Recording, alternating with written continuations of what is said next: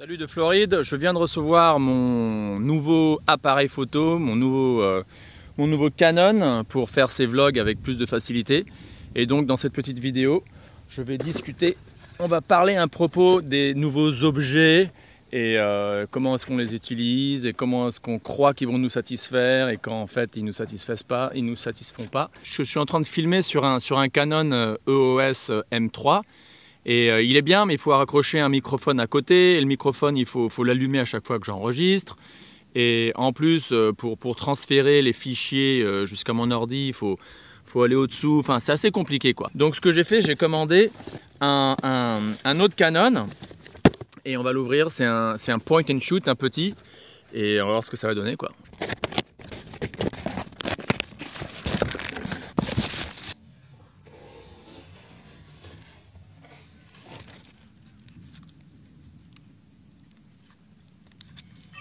Il y a un zoom, regardez.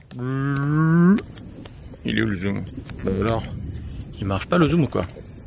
Si, là, il marche un peu, quoi. Alors la question qui se pose, c'est est-ce que les objets qu'on achète, est-ce qu'ils nous donnent une satisfaction profonde? La réponse, elle est claire, elle est non. C'est non. Tous les objets que j'ai eu dans ma vie m'ont fourni un peu de satisfaction au début, mais à la fin, on s'y habitue.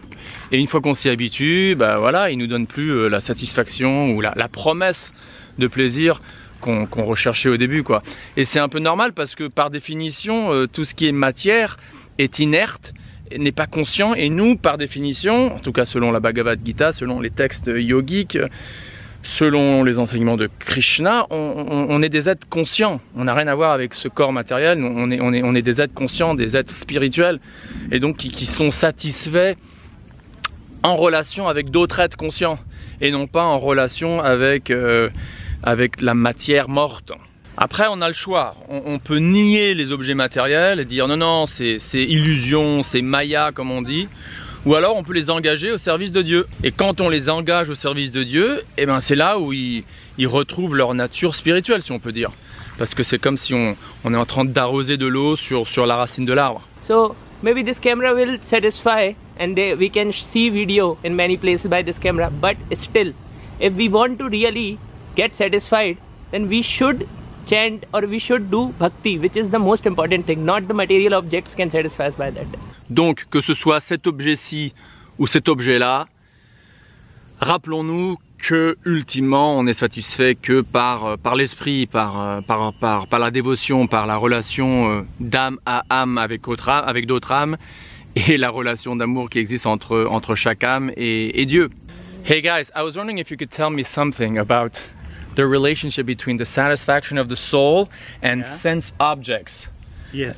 So, you know, what's the relationship? Can just any old object, can they satisfy? No. And why not? No material objects can really satisfy our soul. Are you sure? Yeah, Are you sure. speaking from realization?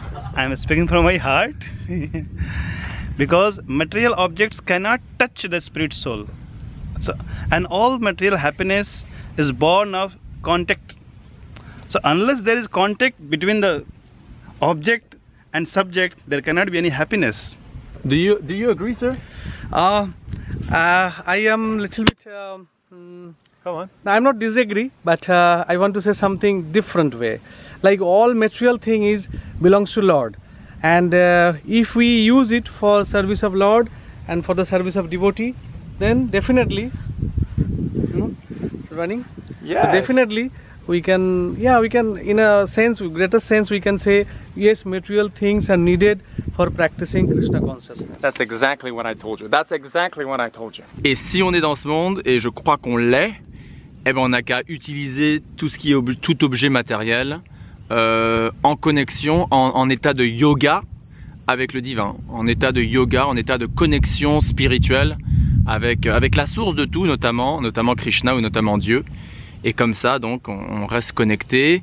Et les objets matériels nous donnent pas une satisfaction en soi, mais puisqu'ils sont connectés dans une dynamique d'amour et de dévotion envers le divin, envers Dieu, ils nous donnent donc indirectement, ou ils sont Ils sont l'intermédiaire pour une satisfaction profonde de l'âme.